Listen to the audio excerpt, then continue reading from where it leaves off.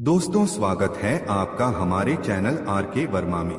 दोस्तों, गंगाराम पटेल और बुलाखीराम नाई एक नए नगर भोपाल में पहुंचे जो कि मध्य प्रदेश के राजधानी कही जाती हैं। यह बात है 1869 की। दोनों यात्रा करते करते थक गए थे तो उन्होंने एक तालाब के पास रुकने का निर्णय लिया और हमेशा की तरह पटेल जी ने बुलाखी को पैसे देकर खाने का सामान लाने भेज दिया। बुलाखी अपनी धुन में मस्त अपना सारा सामान लेकर जब वापस लौट रहा था तब उसने फिर गलती से एक रहस्यमय संशय भरा दृश्य देख लिया और सामान लेकर पटेल जी के पास वापस लौट आया। बुलाखी अब थोड़ा समझदार हो गया था। मन में विचार करने लगा, अगर अभी पूछूंगा तो यह कहकर टाल देंगे को खाना बना और हुक्का भर फिर रात को तेरी शंका का निवारण करूंगा। यह विचार कर बुलाखी चुपचाप अपना काम करने लगा और रात को खाने से फारिग होकर बुलाखी में पटेल जी का हुक्का भरा। पटेल जी ने हुक्के का एक कश लिया और बोले, भाई बुलाखी, अपने छोटे से दिमाग में क्या खिचड़ी पकाए जा रहा है? क्या आज तूने इस नगर में कुछ नहीं देखा? हाँ पटेल जी, देखा है, पर सवाल बहुत उलझा हुआ है। पटेल जी बोले, हानि संकोच कह, तेरे हर सवाल का जवाब मिलेगा, इसी शर्त पर तो तू आया है। पटेल जी, मैंने आज बाजार में एक ऐसे दानवीर प्रतापी राजा को देखा जो जिसे जो जरूरत हो उसे उसकी उम्मीद से ज्यादा देता। थोड़ी ही देर बाद सत्य नाम को एक परछाई वहां प्रकट हुई और राजा को अपने किए कर्म गिनवाने लगी और राजा बुरी तरह घबरा गया और बह सत्य बोला, राजा अभी से क्यों घबरा गया? आ इधर आ, इस दूसरे आईने में मैं तुझे अब उन पापों को दिखलाता हूँ जो तूने अपनी उम्र में किए हैं। राजा ने हाथ जोड़े और पुकारा कि बस महाराज, बस कीजिए, जो कुछ देखा उसी में मैं तो मिट्टी हो गया, कुछ भी बाकी न रहा, अब आगे क्षमा कीजिए। पर यह तो बतलाइए कि आपने यहाँ आकर मेरे शरबत में क्यों जहर घोला और पकी पकाई खीर में सांप का विष उगला और आपने मेरे आनंद को इस मंदिर में आके नाश में मिलाया जिसे मैंने सर्वशक्तिमान भगवान के अर्पण किया है। चाहे जैसा वह बुरा और अशुद्ध क्यों न हो, पर मैंने तो उसी के निमित्त बनाया है। सत्य ने कहा, ठीक, पर यह तो बतला कि भगवान इस मंदिर में बैठा है। यदि तूने भगवान को इस मंदिर में बैठाया होता तो फिर वह अशुद्ध क्यों रहता? जरा आंख उठाकर उस मूर्ति को तो देख जिसे तू जन्म भर पूजता रहा है। राजा ने आंख उठाई तो क्या देखता है कि वहां उस बड़ी ऊंची बेदी पर उसी की मूर्ति पत्थर की गढ़ी हुई रखी है। पटेल जी, मैंने ऐसा राजा अपनी पूरी जिंदगी नहीं देखा। पटेल जी, मेरे इन सवालों का जवाब दो, नहीं तो मैं अभी चला। अरे भाई बुलाखी, थोड़ी शांति बना और ध्यान पूर्वक सुन। अगर इस प्रसंग को ध्यान से सुना तो तू धर्म कर्म का ज्ञाता बन जाएगा। बुलाखी, यहाँ से 80 कोस दूर भोज नाम का एक राजा राज करता था, जिनका राज्य मध्य भारत के मालवा क्षेत्र में था, जिसकी राजधानी धार थी। और वैसे तो ऐसा कोई मनुष्य नहीं है जिसने महाप्रतापी राजा भोज महाराज का नाम न सुना हो। उसकी महिमा और कीर्ति तो सारे जगत में व्याप रही है और बड़े बड़े महिपाल उसका नाम सुनते ही कांप उठते थे और बड़े बड़े भूपति उसके पांव पर अपना सिर नवाते। सेना उसकी समुद्र की तरंगों का नमूना और खजाना उसका सोने चांदी और रत्नों की खान से भी दूना। उसके दान ने राजा कर्ण को लोगों के जी से भुलाया और उसके न्याय ने विक्रम को भी लजाया। कोई उसके राजभर में भूखा न सोता और न कोढ़ उघाड़ा रहने पाता। जो सत्तू मांगने आता उसे मोतीचूर मिलता और जो गजी चाहता उसे मलमल दिया जाता। पैसे की जगह लोगों को अशर्फिया बांटता और मेह की तरह भिखारियों पर मोती बरसाता। एक एक श्लोक के लिए ब्राह्मणों को लाख लाख रुपया उठा देता और एक एक दिन में लाख लाख गोदान करता। 1.25 लाख ब्राह्मणों को शतरस भोजन करा के तब आप खाने को बैठता। तीर्थयात्रा, स्नान दान और व्रत उपवास में सदा तत्पर रहता। बड़े बड़े चंद्रायन किए थे और बड़े बड़े जंगल पहाड़ छान डाले थे। एक दिन शरद ऋतु में संध्या के समय सुंदर फुलवाड़ी के बीच स्वच्छ पानी के कुंड के तीर जिसमें कुमुद और कमलों के बीच जल पक्षी कलोले कर रहे थे, रत्न जटित सिंहासन पर कोमल तकिए के सहारे स्वस्थचित्त बैठा हुआ महलों की सुनहरी कलसियां लगी हुई संगमरमर की गुंजियों के पीछे से उदय होता हुआ पूर्णिमा का चांद देख रहा था और निर्जन एकांत होने के कारण मन ही मन में सोचता कि अहो, मैंने अपने कुल को ऐसा प्रकाश किया जैसे सूर्य से इन कमलों का विकास होता है। क्या मनुष्य और क्या जीव जंतु, मैंने अपना सारा जन्म इन्हीं के भला करने में गवाया और व्रत उपवास करते करते अपने कुल से शरीर को कांटा बनाया। जितना मैंने दान दिया उतना तो कभी किसी के ध्यान में भी न आया होगा। जिन जिन तीर्थों की मैंने यात्रा की वहाँ कभी पंछी ने पर भी न मारा होगा। मुझसे बढ़कर इस संसार में और कौन पुण्यात्मा है और आगे भी कौन हुआ होगा। जो मैं ही कृतकार्य नहीं तो फिर कौन हो सकता है। मुझे अपने ईश्वर पर दावा है, वह मुझे अवश्य अच्छी गति देगा। ऐसा कब हो सकता है कि मुझे भी कुछ दोष लगे। इसी अरसे में चौकीदार पुकारा, चौधरी इंद्रत निगाह रूबरू श्री महाराज सलामत। भोज ने आंख उठाई, दीवान ने साष्टांग दंडवत की, फिर सम्मुख हाथ जोड़ यूं निवेदन किया, पृथ्वीनाथ, वह कुएं सड़क पर जिनके वास्ते आपने हुक्म दिया था बनकर तैयार हो गए और आम के बाग भी सब जगह लग गए। जो पानी पीता है आपको आशीष देता और जो उन पेड़ों की छाया में विश्राम करता है आपकी बढ़ती दौलत मनाता है। राजा अति प्रसन्न हुआ और कहा कि सुन, मेरी अमलदारी भर में जहाँ जहाँ सड़क है कोस कोस पर कुएं खुदवा के सदवर्ग बैठा दे और दुतरफा पेड़ भी जल्द लगवा दे। इसी अरसे में दानाध्यक्ष ने आकर आशीर्वाद दिया और निवेदन किया कि धर्मावतार, वह जो 5000 ब्राह्मण हर साल जाड़ों में रजाई पाते हैं सो ड्योढ़ी पर हाजिर हैं। राजा ने कहा, अब 5 के बदले 50,000 मिला करे और रजाई की जगह शाल दुशाला दिया जावे। दानाध्यक्ष दुशालों के लाने के वास्ते तोशेखाने में गया। दोस्तों, वीडियो को एक लाइक जरूर करें। बुलाखी इमारत के दारोगा ने आकर मुजरा किया और खबर दी कि महाराज, वह बड़ा मंदिर जिसके जल्द बना देने के वास्ते सरकार से हुक्म हुआ है, आज उसकी नींद खुद गई। पत्थर गढ़े जाते हैं और लुहार लोहा भी तैयार कर रहे हैं। महाराज ने त्यूरिया बदलकर उस दारोगा को खूब घुड़का और कहा कि मूर्ख, वहां पत्थर और लोहे का क्या काम है। बिल्कुल मंदिर संगमरमर और संगमूसा से बनाया जावे और लोहे बदल उसमें सब जगह सोना काम में आवे, जिसमें भगवान भी उसे देखकर प्रसन्न हो जावे। मेरा नाम इस संसार में अतुल कीर्ति पावे। यह सुनकर सारा दरबार पुकार उठा कि धन्य महाराज, धन्य क्यों न हो। जब ऐसे हो तब तो ऐसे हो। आपने इस कलिकाल को सतयुग बना दिया, मानो धर्म का उद्धार करने को इस जगत में अवतार लिया। आज आपसे बढ़कर और दूसरा कौन ईश्वर का प्यारा है। हमने तो पहले से ही आपको साक्षात धर्मराज विचारा है। व्यास जी ने कथा आरंभ की, भजन कीर्तन होने लगा। चांद सिर पर चढ़ाया। घड़ियाली ने निवेदन किया कि महाराज रात आधी के निकट पहुंची। राजा की आंखों में नींद छा रही थी। व्यास जी कथा कहते थे पर राजा को ऊँघ आती थी। उठकर रनिवास में गया। जड़ाऊ पलंग और फूलों की सेज पर सोई रानियां पैर दाबने लगी। राजा की आंख झपक गई तो स्वप्न में क्या देखता है कि वह बड़ा संगमरमर का मंदिर बनकर बिल्कुल तैयार हो गया। जहां कहीं उस पर नक्शी का काम किया है तो बारीकी और सफाई में हाथी दांत को भी मात कर दिया है। जहां कहीं पच्चीकारी का हुनर दिखलाया है तो जवाहिरों को पत्थरों में जड़कर तस्वीर का नमूना बना दिया है। कहीं लालों के गुल्लालों पर नीलम की बुलबुलें बैठी हैं और ओस की जगह हीरों के लोलक लटकाए हैं।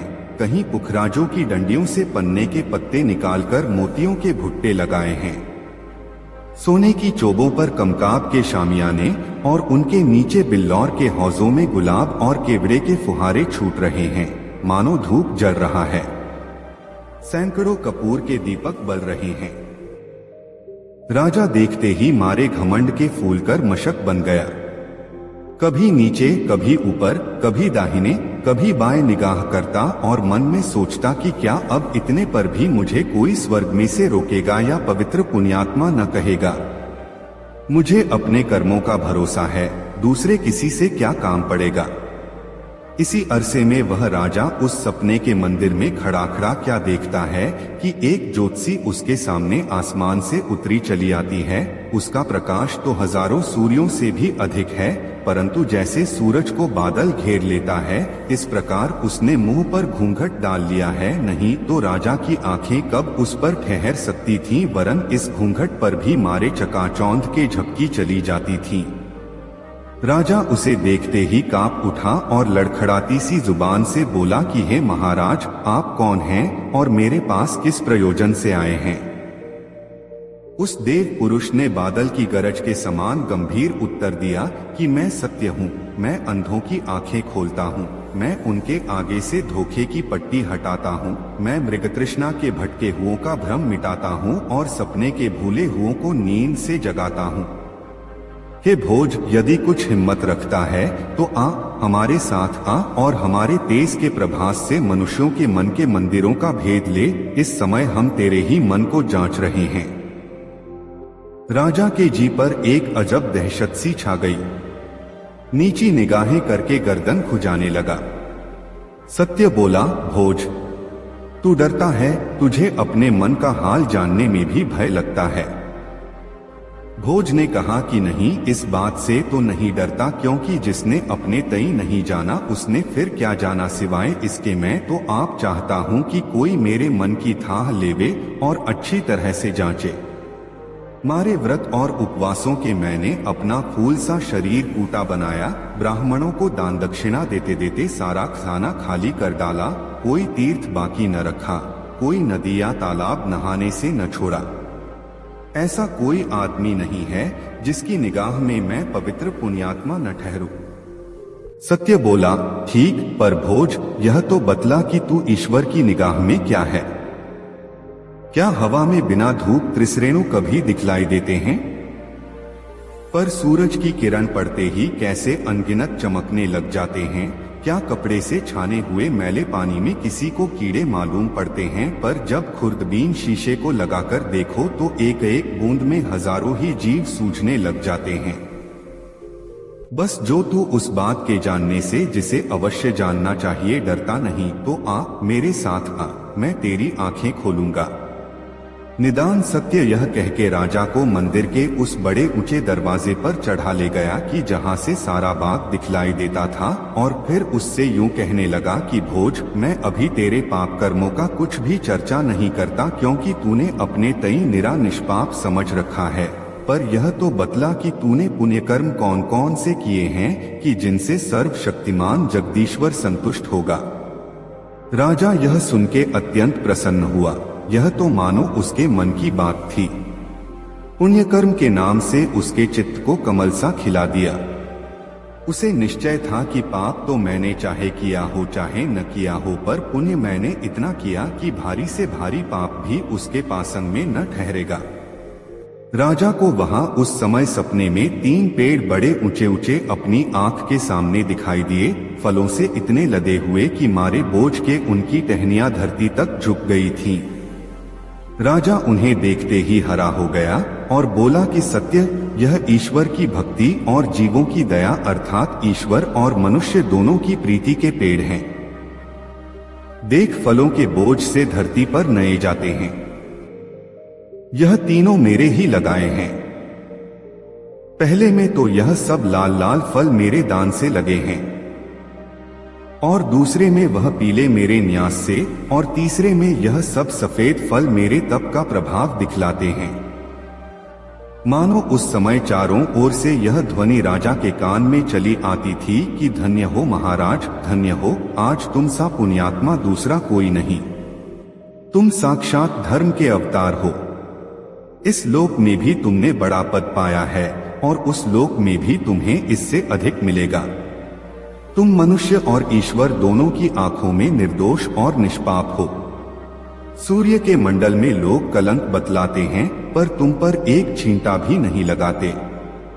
सत्य बोला कि भोज, जब मैं इन पेड़ों के पास से आया था जिन्हें तू ईश्वर की भक्ति और जीवों की दया के बतलाता है, तब तो उनमें फल फूल कुछ भी नहीं था, निरे ठूंठ से खड़े थे।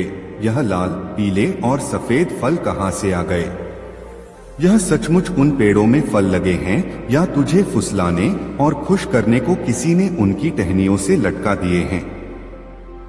चल उन पेड़ों के पास चलकर देखें तो सही मेरी समझ में तो यह लाल लाल फल जिन्हें तू अपने दान के प्रभाव से लगे बतलाता है, यश और कीर्ति फैलाने की चाह अर्थात प्रशंसा पाने की इच्छा ने इस पेड़ में लगाए हैं। निदान जो हो। सत्य ने उस पेड़ को छूने को हाथ बढ़ाया। राजा सपने में क्या देखता है कि वह सारे फल जैसे आसमान से ओले गिरते हैं, एक आन की आन में धरती पर गिर पड़े। धरती सारी लाल हो गई, पेड़ों पर सिवाय पत्तों के और कुछ न रहा। सत्य ने कहा कि राजा, जैसे कोई किसी चीज को मोम से चिपकाता है, उसी तरह तूने अपने भुलाने को, प्रशंसा पाने की इच्छा से यह फल इस पेड़ पर लगा दिए थे। सत्य के तेज से वहां मोम गल गया, पेड़ ठूंठ का ठूंठ रह गया। जो कुछ तूने दिया और किया सब दुनिया के दिखलाने और मनुष्यों से प्रशंसा पाने के लिए, केवल ईश्वर की भक्ति और जीवों की दया से तो कुछ भी नहीं दिया। यदि कुछ दिया हो या किया हो तो तू ही क्यों नहीं बतलाता? मूर्ख, इसी के भरोसे पर तू फूला हुआ स्वर्ग में जाने को तैयार हुआ था। भोज ने एक ठंडी सांस ली। उसने तो औरों को भूला समझा था, पर वह सबसे अधिक भूला हुआ निकला। सत्य से उस पेड़ की तरफ हाथ बढ़ाया जो सोने की तरह चमकते पीले पीले फलों से लदा हुआ था। सत्य का हाथ पास पहुंचते ही इसका भी वही हाल हो गया जो पहले का हुआ था। सत्य बोला कि राजा, इस पेड़ में ये फल तूने अपने भुलाने को, स्वर्ग को यथार्थ सिद्ध करने की इच्छा से लगा लिए थे। कहने वाले ने ठीक कहा है कि मनुष्य के कर्मों से उसके मन की भावना का विचार करता है और ईश्वर मनुष्य के मन की भावना के अनुसार उसके कर्मों का हिसाब लेता है। तू अच्छी तरह जानता है कि यही न्याय तेरे राज्य की जड़ है। जो न्याय न करे तो फिर वह राज्य तेरे हाथ में क्यों कर रह सके? जिस राज्य में न्याय नहीं वह तो बेनीम का घर है, बुढ़िया के दांतों की तरह हिलता है, अब गिरा तब गिरा। मूर्ख, तू ही क्यों नहीं बतलाता कि यह तेरा न्याय स्वार्थ सिद्ध करने और सांसारिक सुख पाने की इच्छा से है अथवा ईश्वर की भक्ति और जीवों की दया से? भोज की पेशानी पर पसीना हो आया, आंखें नीची कर ली, जवाब कुछ न बन पड़ा। तीसरे पेड़ की पारी आई। सत्य का हाथ लगते ही उसकी भी वही हालत हुई। राजा अत्यंत लज्जित हुआ। सत्य ने कहा कि मूर्ख, यह तेरे तप के फल कदापि नहीं, इनको तो इस पेड़ पर तेरे अहंकार ने लगा रखा था। वह कौन सा व्रत व तीर्थ यात्रा है जो तूने निहंकार केवल ईश्वर की भक्ति और जीवों की दया से किया हो? तूने यह तप इसी वास्ते किया कि जिसमें तू अपने तई औरों से अच्छा और बढ़ के विचारे। ऐसे ही तप पर गोबर्गनेश, तू स्वर्ग मिलने की उम्मीद रखता है, पर यह तो बतला कि मंदिर की उन मुंडेरों पर वे जानवर से क्या दिखलाई देते हैं? कैसे सुंदर और प्यारे मालूम होते हैं, पर तो उनके पन्ने के हैं और गर्दन फीरोजे की, दुम में सारे किस्म के जवाहिर जड़ दिए हैं। राजा के जी में घमंड की चिड़िया ने फिर फुरफुरी ली, मानो बुझते हुए दिए की तरह जगमगा उठा। जल्दी से जवाब दिया कि हे सत्य, यह जो कुछ तू मंदिर की मुंडेरों पर देखता है मेरे संध्यावंदन का प्रभाव है। मैंने जो रातों जाग जाग कर और माथा रगड़ते रगड़ते इस मंदिर की देहली को घिसाकर ईश्वर की स्तुति वंदना और विनती प्रार्थना की है, वही अब चिड़ियों की तरह पंख फैलाकर आकाश को जाती है, मानो ईश्वर के सामने पहुंचकर अब मुझे स्वर्ग का राजा बनाती हैं। सत्य ने कहा कि राजा, दीनबंधु करुणा सागर श्री जगन्नाथ जगदीश्वर अपने भक्तों की विनती सदा सुनता रहता है, और जो मनुष्य शुद्ध हृदय और निष्कपट होकर नम्रता और श्रद्धा के साथ अपने दुष्कर्मों का पश्चाताप अथवा उनके क्षमा होने का टुक भी निवेदन करता है, वह उसका निवेदन उसी दम सूर्य चांद को बेधकर पार हो जाता है। फिर क्या कारण कि यह सब आप अब तक मंदिर की मुंडेर ही पर बैठे रहे? अचल देखें तो सही, हम लोगों के पास जाने पर आकाश तो उड़ जाते हैं या उसी जगह पर परखते कबूतरों की तरह फड़फड़ाया करते हैं। भोज डरा लेकिन सत्य का साथ न छोड़ा। जब मुंडेर पर पहुंचा तो क्या देखता है कि वे सारे जानवर जो दूर से ऐसे सुगंध दिखाई देते थे मरे हुए पड़े हैं, पंख नुचे खुचे और बहुतेरे बिल्कुल सड़े हुए, यहाँ तक कि मारे बदबू के राजा का सिर भिन्ना उठा। दो एक में जिनमें कुछ दम बाकी था, जो उड़ने का इरादा भी किया, तो उनके पंख पारे की तरह भारी हो गए और उन्हें उसी ठौर दबा रखा। तड़फा जरूर किए पर उड़ने जरा भी न दिया। सत्य बोला, भोज बस यही तेरे पुण्य कर्म हैं।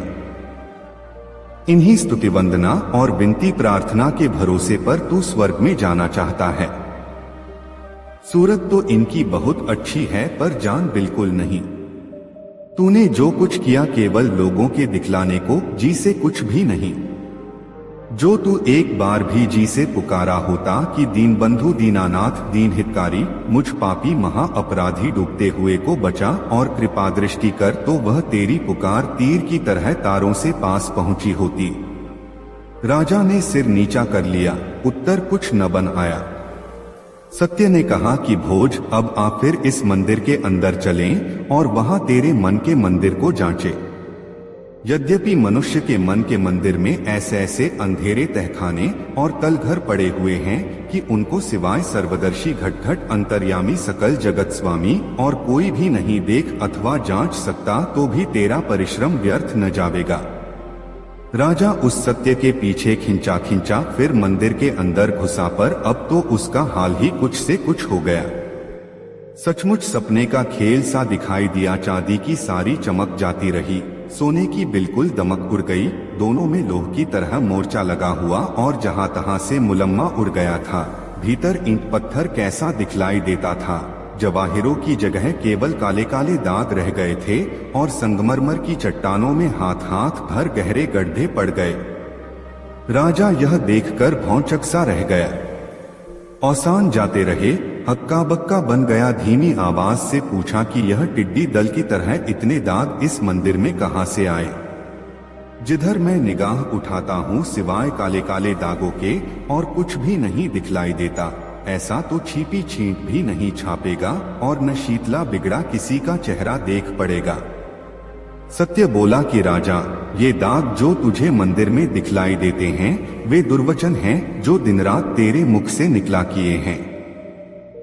याद तो कर, तूने क्रोध में आकर कैसी कड़ीकी बातें लोगों को सुनाई हैं। क्या खेल में और क्या आना अथवा दूसरे का चित्त प्रसन्न करने को, क्या रुपया बचाने अथवा अधिक लाभ पाने को और दूसरे का देश अपने हाथ में लाने अथवा किसी बराबर वाले से अपना मतलब निकालने और दुश्मनों को नीचा दिखलाने को कितना झूठ बोला है। अपने ऐब छिपाने और दूसरों की आंखों में अच्छा मालूम होने अथवा झूठी तारीफ पाने के लिए कैसी कैसी शेखियां की हैं। अपने को औरों से अच्छा, औरों को अपने से बुरा दिखलाने को कहां तक बातें बनाई हैं, तो अब कुछ भी याद नहीं रहा। बिल्कुल एक बार की भूल गया, पर वहां वह तेरे मुंह से निकलते ही वहीं में दर्ज हुआ। तू इन दागों को गिनने में असमर्थ है, पर उस घटघट निवासी अनंत अविनाशी को एक एक बात जो तेरे मुंह से निकली है याद है और याद रहेंगी। उसके निकट भूत और भविष्य दोनों वर्तमान सा है। भोज ने सिर न उठाया, पर उस दबीज बान से इतना मुंह से और निकाला कि दांत पर ये हाथ हाथ भर गाढ़े क्यों कर पड़ गए। सोने चांदी में मोर्चा लगकर ये ईंट पत्थर कहां से दिखलाई देने लगे। सत्य ने कहा कि राजा, क्या तूने कभी किसी को कोई लगती हुई बात नहीं कही अथवा बोली ठोली नहीं मारी? अरे नादान, यह बोली ठोली तो गोली से अधिक काम कर जाती है। तू तो इन गढ़ों ही को देखकर रोता है, पर तेरे ताने तो बहुतों की छातियों से पार हो गए। जब अहंकार का मोर्चा लगा तो फिर यह दिखलावे का मुलम्मा कब तक ठहर सकता है। स्वार्थ और अश्रद्धा का ईंट पत्थर प्रकट हो आया। राजा को इस अरसे में चिमगादड़ों ने बहुत तंग कर रखा था। मारे बू के सिर फटा जाता था, भनगे और पतंगों से सारा मकान भर गया था। राजा को बीच बीच में पंख वाले सांप और बिच्छू भी दिखलाई देते थे। राजा घबराकर चिल्ला उठा कि यह मैं किस आफत में पड़ा, इन कमबख्तों को यहाँ किसने आने दिया। सत्य बोला, राजा सिवाय तेरे इनको यहाँ कौन आने देगा, तू ही तो इन सबको लाया है। यह सब तेरे काम की बुरी वासना है। तूने समझा था कि जैसे समुद्र में लहरें उठा और मिटा करती हैं, उसी तरह मनुष्य के मन में भी संकल्प की मौज उठकर मिट जाती है। पर वे मूड, याद रख कि आदमी के चित्त में ऐसा सोच विचार कोई नहीं आता तो जगत कर्ता प्राणदाता परमेश्वर के सामने प्रत्यक्ष नहीं हो जाता। यह चमगादड़ और भंगे और सांप बिच्छू और कीड़े मकोड़े जो तुझे दिखलाई देते हैं, संकल्प विकल्प हैं जो दिन रात तेरे अंतःकरण में उठा किए और उन्हीं चमगादड़ और भंगे और सांप बिच्छू और कीड़े मकोड़ों की तरह तेरे हृदय के प्रकाश में उड़ते रहे। क्या कभी तेरे जी में किसी राजा की ओर से कुछ द्वेष नहीं रहा था? उसके मुल्कमाल पर लोभ नहीं आया था? अपनी बड़ाई का अभिमान नहीं हुआ या दूसरे की सुंदर स्त्री देखकर उस पर दिल न चला? राजा ने एक बड़ी लंबी ठंडी सांस ली और अत्यंत निराश होकर वह बात कही कि इस संसार में ऐसा कोई मनुष्य नहीं है जो कह सके कि मेरा हृदय शुद्ध और मन में कुछ भी पाप नहीं। इस संसार में निष्पाप रहना बड़ा कठिन है। जो पुण्य करना चाहते हैं उनमें भी पाप निकल आता है। इस संसार में पाप से रहित कोई भी नहीं। ईश्वर के सामने पवित्र पुण्यात्मा कोई भी नहीं। सारा मंदिर वरन सारी धरती आकाश गूंज उठा, कोई भी नहीं, कोई भी नहीं। सत्य ने जो आंख उठाकर उस मंदिर की एक दीवार की तरफ देखा तो वह उसी संगमरमर से आईना बन गया। राजा से कहा कि अब तुम इस आईने का भी तमाशा देख और जो कर्तव्य कर्मों के न करने से तुझे पाप लगे हैं उनका भी हिसाब ले। राजा उस आईने में क्या देखता है? जिस प्रकार बरसात की बढ़ी हुई किसी नदी के जल के प्रवाह में बहे जाते हैं, उस प्रकार अनगिनत सूरतें एक ओर से निकलती और दूसरी ओर अलोप होती चली जाती हैं। कभी तो राजा को वे सब भूखे और नंगे आईने में दिखलाई देते जिन्हें राजा खाने फनने को दे सकता था पर न देकर दान का रुपया उन्हीं हट्टे कट्टे मोटे मुस्टंड खाते पीते हुओं को देता रहा जो उसकी खुशामद करते थे या किसी की सिफारिश ले आते थे या उसके कारदारों को घूंस देकर मिला लेते थे या सवारी के समय मांगते मांगते और शोरगुल मचाते मचाते उसे तंग कर डालते थे या दरबार में आकर उसे लज्जा के भंवर में गिरा देते थे या झूठा छापा तिलक लगाकर उसे मकर के जाल में फंसा लेते थे या जन्म पत्र में भले बुरे ग्रह बतलाकर कुछ धमकी भी दिखला देते थे या सुंदर कवित्त और श्लोक पढ़कर उसके चित्त को लुभाते थे। कभी वे दीन दुखी दिखलाई देते जिन पर राजा के कारदार जुल्म किया करते थे और उसने कुछ भी उसकी तहकीकात और उपाय न की। कभी उन बीमारों को देखता जिनका चंगा करा देना राजा के इख्तियार में था। कभी वे व्यथा के जले और विपत्ति के मारे दिखलाई देते जिनका जी राज के दो बात कहने से ठंडा और संतुष्ट हो सकता था। कभी अपने लड़के और लड़कियों को देखता जिन्हें वह पढ़ा लिखा कर अच्छी अच्छी बातें सिखाकर बड़े बड़े पापों से बचा सकता था। कभी उन गांव और इलाकों को देखता जिनमें कूप तालाब खुदवाने और किसानों को मदद देने और उन्हें खेतीबाड़ी की नई नई तरकीबें बतलाने से हजारों गरीबों का भला कर सकता था। उन टूटे हुए पुल और रास्तों को देखता जिन्हें दुरुस्त करने से वह लाखों मुसाफिरों को आराम पहुंच सकता था। राजा से अधिक देखा न जा सका।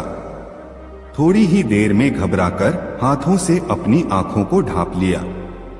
वह अपने घमंड में उन सब कामों को तो सदा याद रखता था और उनकी चर्चा किया करता जिन्हें वह अपनी समझ में पुण्य के निमित्त किए हुए समझा था, पर उन कर्तव्य कामों का कभी टुक सोच न किया जिन्हें अपनी उन्मत्तता से अचेत होकर छोड़ दिया था। सत्य बोला, राजा अभी से क्यों घबरा गया? आ इधर आ, इस दूसरे आईने में मैं तुझे अब उन पापों को दिखलाता हूँ जो तूने अपनी उम्र में किए हैं। राजा ने हाथ जोड़े और पुकारा कि बस महाराज, बस कीजिए। जो कुछ देखा उसी में मैं तो मिट्टी हो गया, कुछ भी बाकी न रहा। अब आगे क्षमा कीजिए। पर यह तो बतलाइए कि आपने यहाँ आकर मेरे शरबत में क्यों जहर घोला और पकीपकाई खीर में सांप का विष उगला, और आपने मेरे आनंद को इस मंदिर में आके नाश में मिलाया जिसे मैंने सर्वशक्तिमान भगवान के अर्पण किया है। चाहे जैसा वह बुरा और अशुद्ध क्यों न हो, पर मैंने तो उसी के निमित्त बनाया है। सत्य ने कहा, ठीक, पर यह तो बतला कि भगवान इस मंदिर में बैठा है। यदि तूने भगवान को इस मंदिर में बैठाया होता तो फिर वह अशुद्ध क्यों रहता? जरा आंख उठाकर उस मूर्ति को तो देख जिसे तू जन्म भर पूजता रहा है। राजा ने आंख उठाई तो क्या देखता है कि वहां उस बड़ी ऊंची बेदी पर उसी की मूर्ति पत्थर की गढ़ी हुई रखी है और अभिमान की पगड़ी बांधे हुए है। सत्य ने कहा कि मूर्ख, तूने जो काम किए केवल अपनी प्रतिष्ठा के लिए। इसी प्रतिष्ठा प्राप्त होने की सदा तेरी भावना रही और इसी प्रतिष्ठा के लिए तूने अपनी आप पूजा की। रे मूर्ख, सकल जगत स्वामी घट अंतर्यामी क्या ऐसे मन रूपी मंदिर में भी अपना सिंहासन बिछने देता है जो अभिमान और प्रतिष्ठा प्राप्ति की इच्छा इत्यादि से भरा है? ये तो उसकी जली पड़ने योग्य है। सत्य का इतना कहना था कि सारी पृथ्वी एक बारगी कांप उठी, मानो उसी दम टुकड़ा टुकड़ा होना चाहती थी। आकाश में ऐसा शब्द हुआ कि जैसा प्रलय काल का मेघ गर्जा। मंदिर की दीवार चारों ओर से अड़ड़ा गिर पड़ी, मानो उस पापी राजा को दबा लेना चाहती थी, और उस अहंकार की मूर्ति पर ऐसी एक बिजली गिरी कि वह धरती पर औंधे मुंह आ पड़ी। त्राही त्राही माम मैं डूबा कह के भोज जो चिल्लाया, आंख उसकी खुल गई और सपना सपना हो गया। बुलाखी। इस अरसे में रात बीतकर आसमान के किनारों पर लाली दौड़ हुई थी। चिड़िया चहचहा रही थी। एक ओर से शीतल मंद सुगंध पवन चली थी, दूसरी ओर से बीन और मृदंग की ध्वनि। बंदीजन राजा का जस गाने लगे। हर कार्य हर तरफ काम को दौड़े, कमल खिले, कुमुद कुम्हालाए। राजा पलंग से उठा, पर जी भारी, माथा थामे हुए। न हवा अच्छी लगती थी, न गाने बजाने की सुध बुध थी। उठते ही पहले यह हुक्म दिया कि इस नगर में जो अच्छे पंडित हों, जल्द उनको मेरे पास लाओ। मैंने एक सपना देखा है कि जिसके आगे अब यह सारा राग सपना मालूम होता है। उस सपने के स्मरण से ही मेरे रोंगटे खड़े हुए होते हैं। राजा के मुख से हुक्म निकलने की देर थी। चौबदार ने 3 पंडितों को उस समय वशिष्ठ, याज्ञवल्क्य और बृहस्पति के समान प्रख्यात थे, बात की बात में राजा के सामने ला खड़ा किया। राजा का मुंह पीला पड़ गया था, माथे पर पसीना हो आया था। पूछा कि वह कौन सा उपाय है जिससे यह पापी मनुष्य ईश्वर के कोप से छुटकारा पावे। उनमें से एक बड़े बूढ़े पंडित ने आशीर्वाद देकर निवेदन किया कि धर्मराज धर्मावतार, यह भय तो आपके शत्रुओं को होना चाहिए। आपसे पवित्र पुण्यात्मा के जी में ऐसा संदेह क्यों उत्पन्न हुआ? आप अपने पुण्य के प्रभाव का जामा पहन के बेखटके परमेश्वर के सामने जाइए। न तो वह कहीं से फटाफता है और न किसी जगह से मैला कुचैला हुआ है। राजा क्रोध करके बोला कि बस अधिक अपनी वाणी को परिश्रम न दीजिए और इसी दम अपने घर की राह लीजिए। क्या आप फिर उस पर्दे को डालना चाहते हैं जो सत्य ने मेरे सामने से हटाया, और बुद्धि की आंखों को बंद करना चाहते हैं जिन्हें सत्य ने खोला? उस पवित्र परमात्मा के सामने अन्याय कभी नहीं ठहर सकता। मेरे पुण्य का जामा उसके आगे निरा चीथड़ा है। यदि वह मेरे कामों पर निगाह करेगा तो नाश हो जाऊंगा, मेरा कहीं पता भी न लगेगा। इसी में दूसरा पंडित बोल उठा कि महाराज, परब्रह्म परमात्मा जो आनंद स्वरूप है, उसकी दया के सागर का कब किसी ने वारापार पाया है? वह क्या हमारे इन छोटे छोटे कामों पर निगाह किया करता है? एक कृपा दृष्टि से सारा बेड़ा पार लगा देता है। राजा ने आंखें दिखला के कहा कि महाराज, आप भी अपने घर को सिधारिए। आपने ईश्वर को ऐसा अन्याय ठहरा दिया कि वह किसी पापी को सजा नहीं देता है। सब धान 22 पसेरी तोलता है, मानो हर भूमपुर का राज करता है। इसी संसार में क्यों नहीं देख लेते, जो आम बोता है वह आम खाता है, और जो बबूल लगाता है वह कांटे चुनता है, तो क्या उस लोक में जो जैसा करेगा सर्वदर्शी घट-घट अंतर्यामी से उसका बदला वैसा ही न पावेगा। सारी सृष्टि पुकारे कहती है, और हमारा अंतःकरण भी इस बात पर गवाही देता है कि ईश्वर अन्याय नहीं करेगा। जो जैसा करेगा वैसा ही उससे उसका बदला पावेगा। अब तीसरा पंडित आगे बढ़ा, यूं ज़बान खोली कि महाराजाधिराज परमेश्वर के यहाँ से हम लोगों को वैसा ही बदला मिलेगा कि जैसा हम लोग काम करते हैं, इसमें कुछ भी संदेह नहीं। आप यथार्थ फरमाते हैं, परमेश्वर अन्याय कभी नहीं करेगा, पर यह इतने प्रायश्चित्त और होम और यज्ञ और जब तक तीर्थ यात्रा किस लिए बनाए गए हैं? यह इसीलिए है कि जिसमें परमेश्वर हम लोगों का अपराध क्षमा करे और वैकुंठ में अपने पास रहने को ठौर देवे। राजा ने कहा, देवताजी, कल तो मैं आपकी सब बात मान सकता था, लेकिन अब तो मुझे इन कामों में भी ऐसा कोई नहीं दिखलाई देता जिसके करने से यह पापी मनुष्य पवित्र पुण्यात्मा हो जावे। वह कौन सा जब तक तीर्थ यात्रा, होमयज्ञ और प्रायश्चित्त है जिसके करने से हृदय शुद्ध हो और अभिमान न आ जावे। आदमी को फुसला लेना तो सहज है, पर उस घट-घट के अंतर्यामी को कोई क्यों कर फुसलावे। जब मनुष्य का मन ही पाप से भरा हुआ है तो फिर उससे पुण्यकर्म कोई कहाँ बन आवे। पहल आप उस स्वप्न को सुनिए जो रात को देखा है, तब फिर पीछे वह उपाय बतलाइए जिससे पापी मनुष्य ईश्वर के कोप से छुटकारा पाता है। निदान राजा ने जो कुछ रात को स्वप्न में देखा था सब ज्यों का ज्यों उस पंडित को कह सुनाया। पंडित जी तो सुनते ही अवाक हो गए, सिर झुका लिया। राजा ने निराश होकर चाहा कि तुशानल में जल मरे, पर एक परदेसी आदमी सा जो उन पंडितों के साथ बिना बुलाए घुस आया था, सोचता विचारता उठ खड़ा हुआ और धीरे से यूं निवेदन किया कि महाराज, हम लोगों का कर्ता ऐसा दीनबंधु कृपा सिंधु है कि अपने मिलने की राह पाने की सच्चे जी से मदद मांगिए। हे पाठकजनों, क्या तुम भी भोज की तरह ढूंढते हो और भगवान से उसके मिलने की प्रार्थना करते हो? भगवान तुम्हें शीघ्र ऐसी बुद्धि दे और अपनी राह पर चलावे, यही हमारा अंतःकरण से आशीर्वाद है। जिन ढूंढा तिन पाया गहरे पानी पैठ। कहानी समाप्त कर पटेल ने बुलाकी से पूछा, बुलाकी राम, अब तो तुम्हारी शंका का समाधान हो गया न? बुलाकी, इसी राजा को एक बार 14 विद्याओं का घमंड हो गया था, लेकिन वो कहानी किसी और दिन। हाँ पटेल जी, और अब मेरी शंका का निवारण हो गया। आथ अब आप भी सोइए और मैं भी सोने की कोशिश करता हूँ। कुछ देर बाद दोनों ही सो गए। निद्रा देवी उन पर हावी हो गई थी। दोस्तों, यह कहानी आपने मित्रों को जरूर शेयर करें। दोस्तों, काशी यात्रा में गंगाराम पटेल और बुलाखीराम नाई ने दिन भर की यात्रा समाप्त कर एक नए नगर में प्रवेश किया। वहां उन्होंने ठहरने के लिए एक उचित स्थान की खोज की और वहीं रैन बसेरा करने का निश्चय कर लिया। और पटेल ने बुलाकी को पैसे देकर शहर में भोजन का सामान लेने भेज दिया और स्वयं अपनी दिनचर्या को निपटाने में व्यस्त हो गए। बुलाकी इस बार भी लौटा और एक नई खबर उसके पास तैयार थी।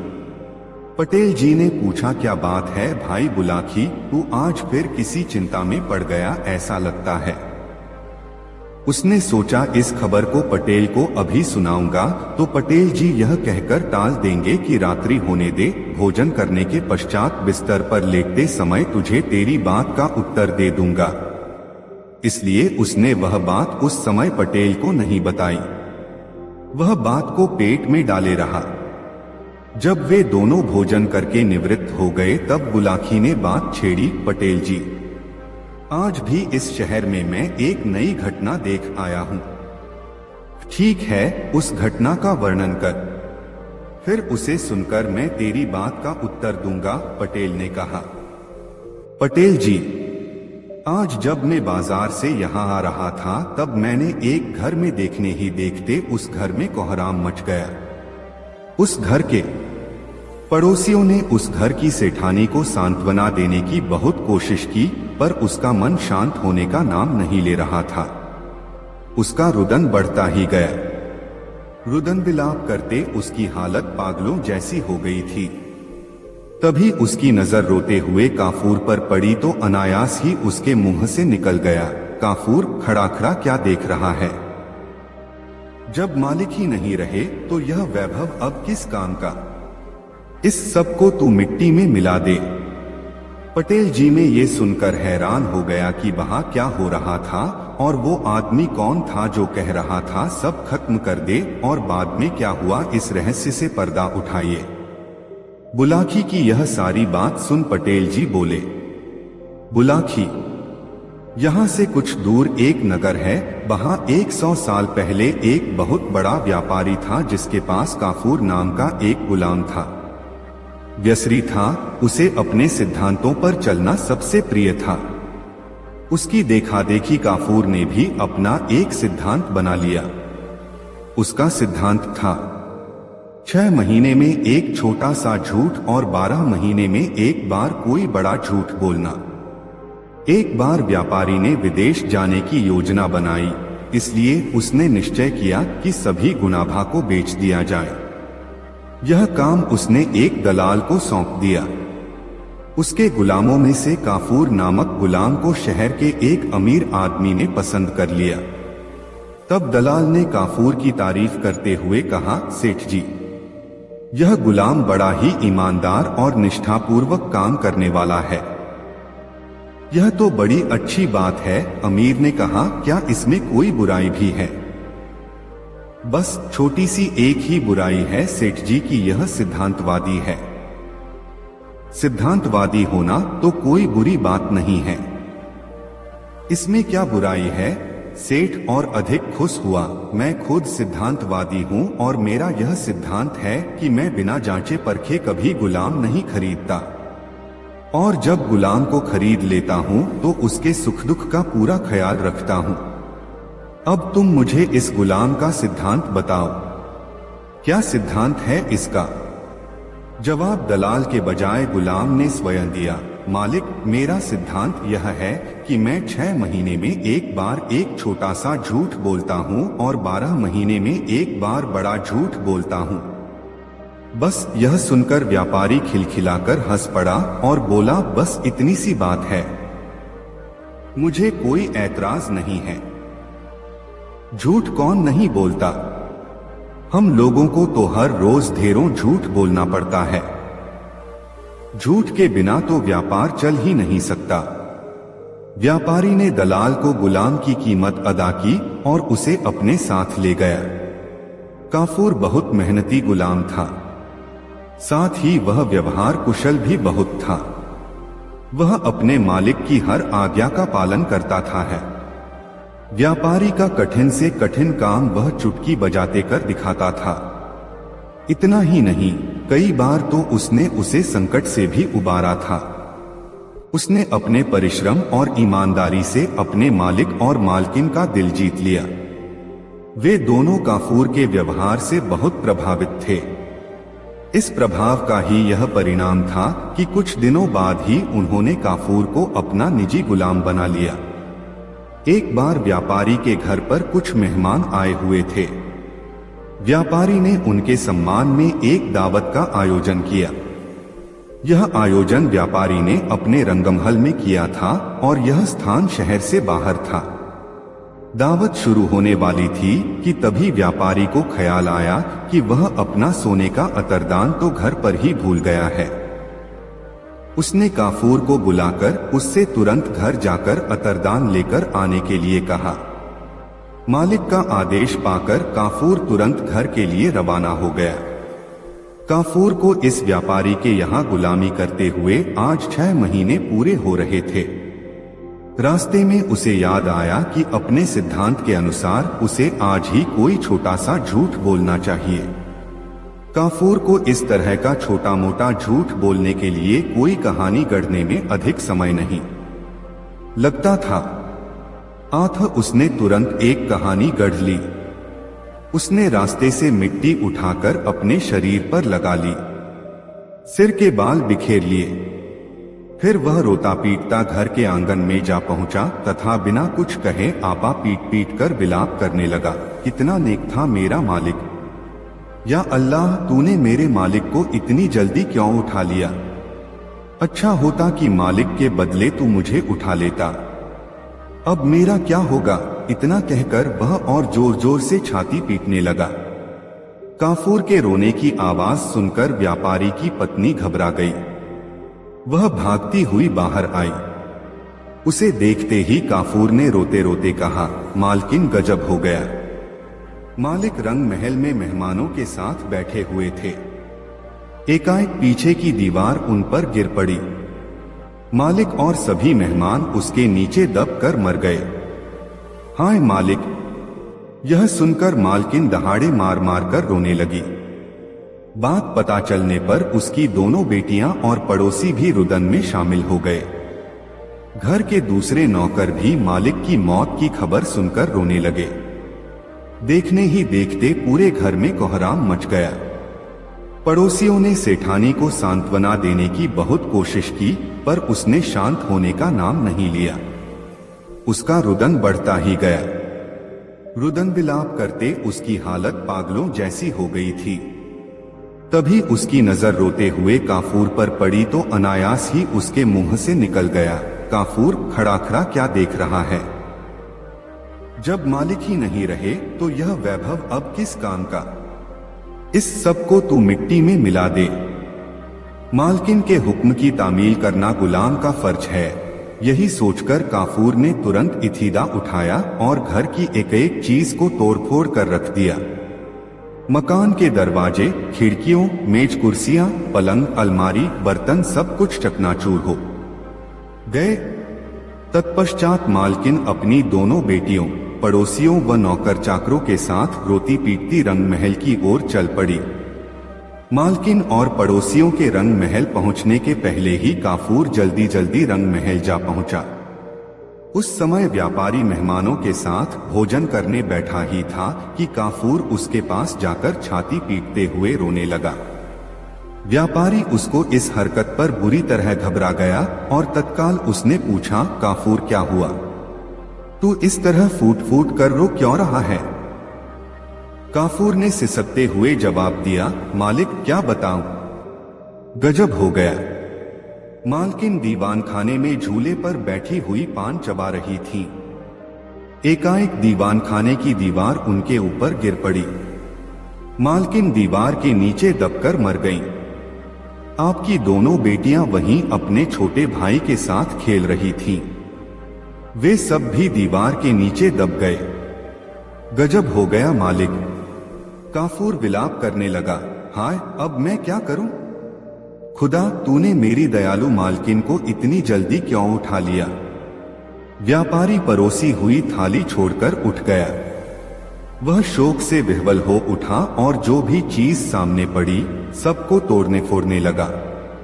रंग महल की कोई भी वस्तु साबुत नहीं बची। मेहमानों ने किसी तरह व्यापारी को संभाला। वे सब रोते बिलखते घर की ओर चल पड़े। अभी वे लोग कुछ ही दूर गए थे कि उन्हें सामने से सेठानी और पास पड़ोस के लोग उधर से आते हुए दिखाई दिए। दोनों तरफ की भीड़ एक दूसरे के करीब आ गई। जब व्यापारी ने सेठानी को और सेठानी ने व्यापारी को देखा तो दोनों डर के मारे कांपने लगे।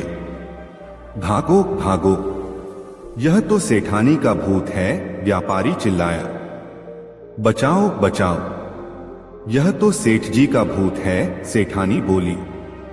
इसके बाद व्यापारी और सेठानी डर के मारे बेहोश होकर गिर पड़े। व्यापारी और सेठानी के साथ आए लोगों ने उन दोनों के चेहरों पर पानी छिड़का, तब कहीं जाकर उन दोनों को होश आया। व्यापारी और उसकी पत्नी ने जब एक दूसरे से बातचीत की तब उन्हें मालूम हुआ कि यह सब काफूर की करतूत है। उन्होंने काफूर के इस झूठ के कारण हुए नुकसान और तोड़फोड़ के बारे में भी एक दूसरे को बताया। व्यापारी और सेठानी को काफूर पर बहुत गुस्सा आया। उन्होंने काफूर को डांटते हुए कहा, तूने यह घिनौनी हरकत क्यों की। आखिर तुझे इस करतूत से क्या हासिल हुआ? काफूर बोला, मालिक मैंने जो कुछ किया है अपने सिद्धांत के अनुसार ही किया है। आपको याद होगा मैंने आपसे 6 महीने में एक बार एक छोटा झूठ बोलने की बात की थी। आज मुझे आपके यहाँ गुलामी करते हुए 6 महीने पूरे हो रहे थे, इसलिए मुझे आज एक छोटा झूठ बोलना ही पड़ा। मैंने तो केवल छोटा सा झूठ बोला था, लेकिन मालकिन ने आदेश दिया तो मुझे मजबूर होकर घर का सारा सामान तोड़ना पड़ा। क्या करता, मालकिन के हुक्म का पालन करना मेरा धर्म था। व्यापारी गुस्से से बोला, नालायक, तोड़फोड़ करने से पहले तूने नुकसान के बारे में तो विचार कर लिया होता। तूने हमारा लाखों रुपए का नुकसान कर डाला और ऊपर से जबान लड़ा रहा है। मालिक आपका भी तो सिद्धांत है, जीते जागते इंसानों को गुलाम बनाकर रखना। आप एक निर्दोष एवं वफादार आदमी को जानवर की तरह जंजीरों में बांध कर रखते हैं, उसे जानवरों की तरह खरीदते और बेचते हैं। आप उस पर कोड़े बरसा सकते हैं। इतना ही नहीं, आप गुलामों की हत्या भी कर सकते हैं। जीते जागते इंसानों की पूरी जिंदगी इस प्रकार की गुलामी में ही बीत जाती है। इस अन्याय की तुलना में तो मेरी छोटी सी गलती कुछ भी नहीं है। काफूर की बातें सुनकर व्यापारी के कान खड़े हो गए। उसने सोचा, इस गुलाम का छोटा सा झूठ यदि इतना भयानक है तो बड़ा झूठ कितना विनाशकारी होगा। उसने काफूर से कहा, अब मुझे तुम्हारे जैसे गुलाम की जरूरत नहीं है। नहीं मालिक, ऐसा कैसे हो सकता है? काफूर ने जवाब दिया, आपने तो 12 महीने के लिए मुझे खरीदा है। दलाल की बही में यह शर्त दर्ज है। 12 महीने के पहले आप मुझे कैसे छोड़ सकते हैं मालिक? व्यापारी और काफूर का यह विवाद सुल्तान हारून रशीद के पास पहुंचा। उसने दोनों पक्षों की दलीलें सुनने के बाद काफूर को गुलामी से आजाद करने का आदेश दिया। इस प्रकार अपनी सूझबूझ से काफूर हमेशा हमेशा के लिए गुलामी से मुक्त हो गया। कहानी का समापन करते हुए गंगाराम पटेल ने बुलाकी नाई से कहा, बुलाकी राम, आज तू जिस दृश्य को देखकर आया था वह दृश्य उसी समय का था। अब बता, तेरी जिज्ञासा शांत हुई या नहीं? हो गई पटेल जी, बुलाकी बोला, आप तो जैसे अंतर्यामी हैं। सारी कहानी का खाका मेरी आंखों के सामने ऐसे नाच उठा जैसे यह घटना मेरे सामने ही घटित हुई हो। बस तो फिर अब सो जा। यह कहकर गंगाराम ने आंखें मूंद ली। कुछ ही देर में बुलाखीराम नाई के भी खर्राटे वहां गूंजने लगे। दोस्तों, यह कहानी आपको कैसी लगी कमेंट में जरूर बताएं। दोस्तों, काशी यात्रा से वापसी के चरण में गंगाराम पटेल और बुलाखीराम नाई एक नए नगर में पहुंचे और रात्रि विश्राम उसी नगर में किया। उस नगर में बुलाखीराम ने एक बाग के अंदर एक ऐसा तालाब देखा जिसके घाट सोने के थे। उसमें जो मछलियां तैर रही थीं, वह सब चांदी की थीं। सोने का घाट और चांदी की मछलियों को देखकर बुलाखीराम की उत्सुकता जाग उठी। रात को सोने से पूर्व उसने गंगाराम पटेल से रहस्य को बताने के विषय में कहा तो उन्होंने कहा, बुलाखीराम, इस भारत देश में श्रीपुर नाम का एक नगर है। उस नगर में राजनारायण नाम का युवक रहता था। वह क्षत्रिय जाति का था, अतः उसे शिकार करने का बहुत शौक था। वह प्रायः अकेला ही जंगल में जाकर बनेले पशुओं का शिकार किया करता था। एक बार आखेट की तलाश में राजनारायण एक ऐसे जंगल में चला गया जहां वह पहले कभी नहीं गया था। वहां उसे शिकार तो कोई मिला नहीं, लेकिन परिश्रम इतना करना पड़ा कि वह थककर चूर हो गया। वह सुबह के समय घर से निकला था और अब दोपहर का समय हो चला था, अतः भूख प्यास से उसकी हालत खराब होने लगी थी। बुलाखी, इंसान भूख को तो किसी हद तक बर्दाश्त कर लेता है, किंतु यदि पानी न मिले तो उसकी हालत खराब हो जाती है। यही हाल राजनारायण का भी हुआ। वह प्यास बुझाने के लिए सारे जंगल में भटकता रहा कि शायद कहीं उसे कोई तालाब या नदी दिखाई दे जाए, किंतु न तो कोई तालाब न कोई नदी या ऐसी जोहड़ दिखाई दी जिससे जल पीकर वह अपनी तृष्णा शांत कर पाता। जल न मिलने से उसकी हालत बिगड़ने लगी और वह चक्कर खाकर एक स्थान पर बेहोश होकर गिर पड़ा। संयोग से उस समय उस वन में एक देवकन्या वन विहार के लिए आई हुई थी। उसने जब भूमि पर बेहोश पड़े राजनारायण को देखा तो वह नीचे उतरी और राजनारायण का निरीक्षण करने लगी। राजनारायण बहुत खूबसूरत और तंदुरुस्त नौजवान था। देवकन्या उसका रूप देखकर उस पर मोहित हो गई। उसने राजनारायण को अपनी बाहों में उठाया और उसे एक सरोवर के किनारे ले गई। वहां उसने राजनारायण के मुख पर पानी के छींटे मारे तो राजनारायण की बेहोशी टूट गई। यह उठकर बैठ गया। उसकी नजर जब देवकन्या पर पड़ी तो पहली ही नजर में वह भी उसके रूप पर मोहित हो गया। उसने देवकन्या से पूछा, हे सुंदरी, तुम कौन हो जिसने इस निर्जन वन में मेरी रक्षा की है? देवकन्या बोली, मैं एक देवकन्या हूं। मैं वन विहार के लिए घर से निकली थी। जंगल में तुम मुझे बेहोश पड़े दिखाई दिए तो मैं तुम्हें इस सरोवर पर ले आई।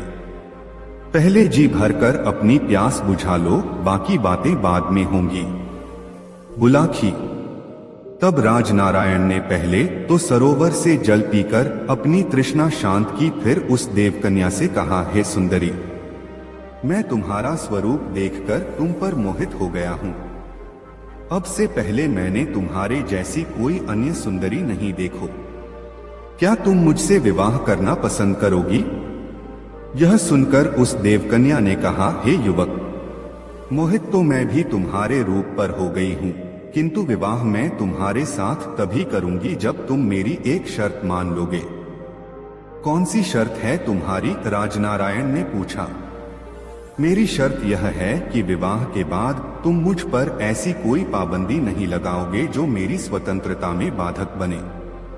तुम मुझसे यह भी नहीं पूछोगे कि मैं कहाँ गई थी, क्यों गई थी अथवा किसके पास गई थी, आदि आदि। हाँ, यह बात अलग है कि मैं तुम्हें स्वेच्छा से ही सारी बातें बता दूं, किंतु बताने के लिए तुम मुझ पर कोई दबाव नहीं डालोगे। यदि मेरी यह शर्त मंजूर है तो मैं तुमसे विवाह करने के लिए तैयार हूं। राजनारायण तैयार हो गया और तब उन दोनों ने वन में ही वन देवता को साक्षी मानकर गांधर्व विवाह कर लिया। राजनारायण उस देवकन्या को अपनी पत्नी बनाकर अपने घर ले आया। कुछ दिन दोनों के बहुत आनंद पूर्वक बीते। फिर एक दिन राजनारायण ने अपनी पत्नी से कहा, हे प्रिय, अब मैं काम की तलाश में यहाँ के राजा के पास जाना चाहता हूँ ताकि हमारे खाने पीने का खर्चा चलता रहे। ठीक है प्रिय, उसकी पत्नी ने कहा, गृहस्थ आश्रम में प्रवेश किया है तो गृहस्थ धर्म का भी परिपालन करना होगा, लेकिन जाने से पहले यह ताबीज अपने पास रख लो। ध्यान रखना कि यह तुमसे कभी गुम न हो। यह एक मंत्रपूरित ताबीज है। जब तक यह तुम्हारे पास मौजूद रहेगा तुम्हारा कोई भी शत्रु तुम पर विजय प्राप्त नहीं कर सकेगा। यह कहकर उसने वह ताबीज अपने पति को दे दिया। ताबीज लेकर राजनारायण घर से निकल पड़ा। बुलाखी राम। राजनारायण एक खूबसूरत और तंदुरुस्त नौजवान तो था ही, नौकरी मांगने के लिए जब वह राजा के पास पहुंचा तो राजा ने तुरंत ही उसे नौकरी दे दी और उसे अपना अंगरक्षक नियुक्त कर लिया। इस प्रकार इन दोनों के दिन आनंद पूर्वक व्यतीत होने लगे। एक बार वहां का राजा आखेट के लिए जंगल में गया। राजनारायण तो उसका अंगरक्षक था ही, आथ राजनारायण को भी उसके साथ शिकार पर जाना पड़ा। शिकार के दौरान एक सिंह ने उसके बाएं हाथ पर अपने पंजे का ऐसा झपट्टा मारा कि राजनारायण की एक उंगली क्षतिग्रस्त हो गई। उसमें से खून बहने लगा। किसी तरह उसने पट्टी बांधकर उंगली से बहते खून को तो रोक लिया, किंतु उसकी उंगली का दर्द बरकरार रहा। घर लौटकर उसने अपनी पत्नी को भी यह बात न बताई और भोजनादि से फारिग होकर बिस्तर पर लेट गया। आधी रात का समय हुआ तो एकाएक उसकी उंगली में फिर तेज दर्द उठना शुरू हो गया। दर्द के कारण उसकी आंखों से नींद गायब हो गई। तभी उसने जो दृश्य देखा उसने उसके दर्द के एहसास को भी भुला दिया। उसने देखा दूसरे बिस्तर पर सोई हुई पत्नी एकाएक उठी। उसने एक उचटती सी निगाह अपने पति के बिस्तर पर डाली, फिर यह देखकर कि उसका पति गहरी नींद में सोया पड़ा है, संतोष की सांस लेती हुई मकान के एक दूसरे कक्ष में दाखिल हो गई। राजनारायण दम साधे सोने का नाटक किए यूं ही बिस्तर पर पड़ा रहा। कुछ देर बाद जब उसकी पत्नी सोलह सिंगार करके घर से बाहर निकली तो राजनारायण दबे पांव उसके पीछे लग लिया। उसकी पत्नी एक सरोवर के पास पहुंची। वहां एक काले रंग का पहाड़ जैसा मजबूत व्यक्ति पहले से ही मौजूद था। जैसे राजनारायण की पत्नी वहां पहुंची, उसने लपककर उसे अपनी बाहों में भर लिया और उस पर चुंबनों की बौछार कर दी। अपनी पत्नी को किसी पर पुरुष की बाहों में झूलते देख राजनारायण गुस्से से आग बबूला हो उठा। वह भूल गया अपने विवाह पूर्व अपनी पत्नी को दिया हुआ वचन। उसने आव देखा न ताव तलवार निकाली और एक ही वार में उस काले रंग के व्यक्ति का सिर काट डाला। अगले वार में उसने अपनी पत्नी का शीश भी काटकर तालाब के जल में फेंक दिया। जैसे ही उसकी पत्नी का कटा सिर उस तालाब के जल में गिरा, एकाएक तालाब के जल में जैसे भूचाल सा आ गया। जल में ऊंची ऊंची तरंगें उठने लगी। तालाब का पानी ऐसे खौलने लगा जैसे उसे नीचे से भट्ठी पर खौलाया जा रहा हो। पानी के सभी जलचर मरमर कर ऊपर तैरने लगे। जब जल शांत हुआ तो एक दूसरा चमत्कार हुआ। राजनारायण ने देखा कि तालाब के सभी घाट सुनहरे हो गए थे। ऐसा लगता था कि जैसे घाटों की सारी सीढ़ियां सोने की हो गई हों। जल के शांत जल में मछलियां तैर रही थीं और वे सारी मछलियां ऐसा लगता था जैसे चांदी की बनी हुई हों। बुलाखी। उस चमत्कार को देखकर राजनारायण का हौसला जवाब दे गया। वह बुरी तरह घबराकर वहां से भाग खड़ा हुआ। राजनारायण किसी अनिष्ट की आशंका से इतना भयभीत हो गया कि उसने वह नगर ही छोड़ दिया और किसी दूसरे प्रदेश में चला गया। सोहे बुलाखी राम। उसी दिन से बाग में स्थित उस सरोवर के घाट सोने के और उसमें तैरती मछलियां चांदी के रंग की बन गई हैं। आज शाम तुम जिस सरोवर को देख कर आए थे वह वही सरोवर था। अब बताओ, तुम्हारी शंका का निवारण हो गया तो ठीक है, मैं सोने का उपक्रम करूं। पूछने को कुछ बाकी बचा ही नहीं था। आठ बुलाखी राम ने कहा, सो जाओ पटेल जी, मेरी शंका का निवारण हो गया है। तदोपरांत दोनों ही सो गए। दोस्तों, यह कहानी आपको कैसी लगी कमेंट में जरूर बताएं। ऐसी और नई मजेदार कहानी सुनने के लिए हमारे चैनल आरके वर्मा को सब्सक्राइब जरूर कर लें और यह वीडियो अपने मित्रों को जरूर शेयर करें। वीडियो देखने के लिए आपका बहुत बहुत धन्यवाद। मिलते हैं किसी अगले वीडियो में, तब तक के लिए जय श्री राधे राधे। धन्यवाद।